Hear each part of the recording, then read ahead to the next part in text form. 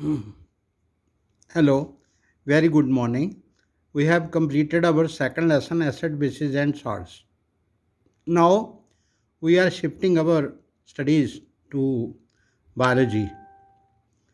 We are doing chapter 6 here, life processes. For the living animals and plants, they have certain features.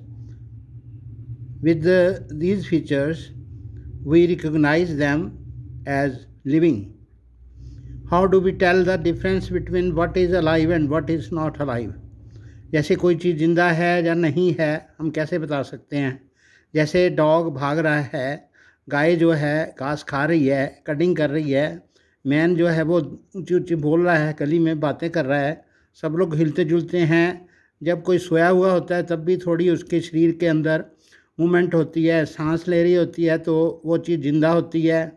तो जो plants होते हैं जिनके पत्ते पीले सूखे ऐसे प्लांट्स होते हैं वो डेड होते हैं, जिनके पत्ते हरे होते हैं तो हम कहते हैं कि वो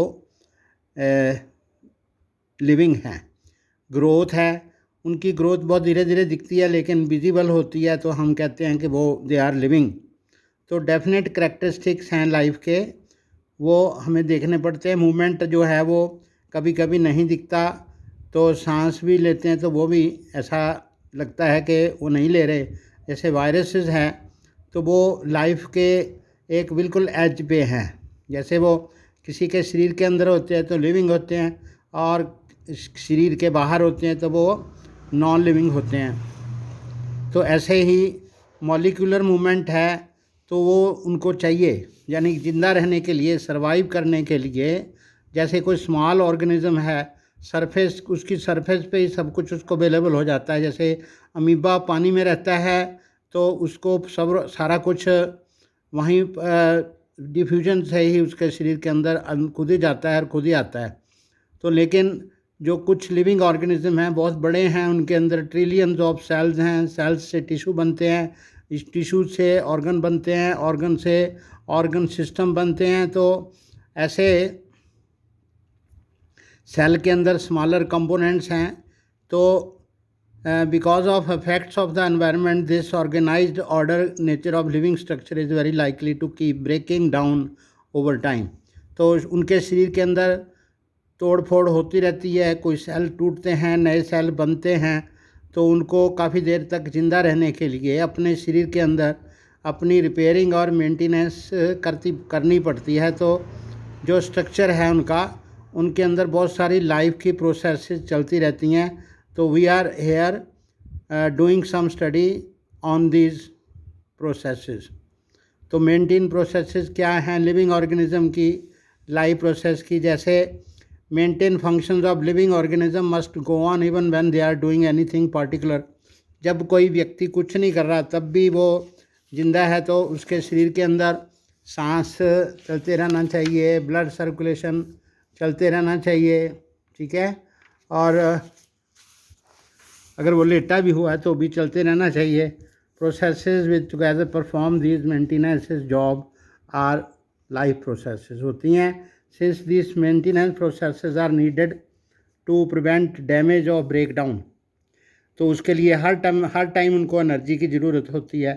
ये एनर्जी उनको बाहर के चीज़ों से मिलती है, इंडिविजुअल ऑर्गेनिजम्स को बाहर से मिलती है। So there must be a process to transfer a source of energy from outside to the body of the organism which we call food. उसके लिए सबसे पहले उसको फूड चाहिए होता है। A process we commonly called nutrition. ये जो प्रोसेस है इसको हम कॉमनली क्या कहते हैं? न्यूट्रिशन। तो ये जो न्यूट्रिशन है ये सबसे पहली प्रोसेस है।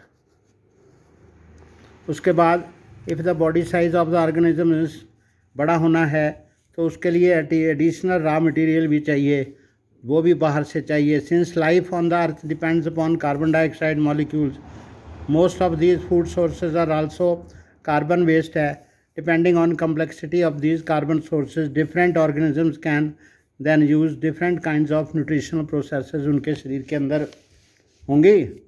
तो outside source of energy could be quite varied since the environment is not under control of individual organism. कोई भी ऑर्गेनिज्म होता है तो वो अपने एनवायरनमेंट को खुद कंट्रोल नहीं कर सकता। These sources of energy there for need to be broken down और बिल्ट अप इन बॉडी, यानी कि जो चीज़ें उनको चाहिए वो शरीर के अंदर बननी चाहिए, जहाँ उसको बाहर से उनको ऐसे कि ऐसे मिल जाएं। तो उसके लिए लिविंग स्ट्रक्चर को मेंटेन करने के लिए ऐसे मॉलिक्यूल चाहिए जो उनको बढ़ने में मदद करें। For this a series of chemical reactions in the body are necessary. तो उसमें होते हैं दो ये प्रोसेस है, ऑक्सीडाइजिंग एंड रिड्यूसिंग। ये यानी कि कुछ चीज़ें ऐसी होती हैं जिनमें ऑक्सीजन मिलती है तो ऑक्सीडाइज होती है, कई चीज़ों से ऑक्सीजन बाहर निकलती है, ठीक है। Common chemical means break down molecules, for this many organisms are use oxygen. तो हमको भोजन को ब्रेक डाउन करने के लिए ऑक्सीजन की ज़रूरत है आउटसाइड द बॉडी से।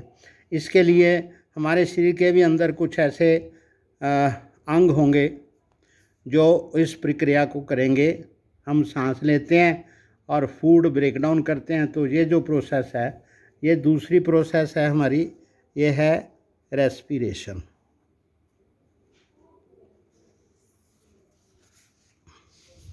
तो इसके अलावा जब हमारा भोजन टूटेगा, वो कम्प्लेक्स उसकी प्रक्रिया होगी, मल्टी सेलुलर ऑर्गेनिजम्स के सेल डायरेक्ट उसके कांटेक्ट में नहीं होंगे, इसलिए जो चीज़ें एक स्थान पर आएंगी तो सारी बॉडी को चाहिए होंगी। तो उसके लिए एक स्पेशल मतलब अगली ट्रांसपोर्टेशन सिस्टम होगा। जो अगला प्रोसेस है वो भी ट्रांसपोर्टेशन सिस्टम चाहिए, जिससे वो फूड को और ऑक्सीजन को भोजन के अलग अलग भागों तक, शरीर के अलग अलग भागों तक पहुंचा सके।